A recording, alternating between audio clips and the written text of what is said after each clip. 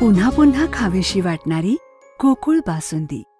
महाराष्ट्रीयन बेंदूर सणानिमित्त राशिवडे येथील हनुमान तालीम मंडळ रिंग रोड यांच्या वतीने आयोजित केलेल्या करतोडणी स्पर्धेमध्ये नेताजी वनाळकर यांच्या बैलाने कर तोडून प्रथम क्रमांक मिळवला। या करतोडणी स्पर्धेमध्ये 11 बैलांचा सहभाग होता। द्वितीय क्रमांक नागेश धुंद्रे यांच्या बैलाने तर तृतीय क्रमांक साताप्पा वनाळकर यांच्या बैलाने मिळवला।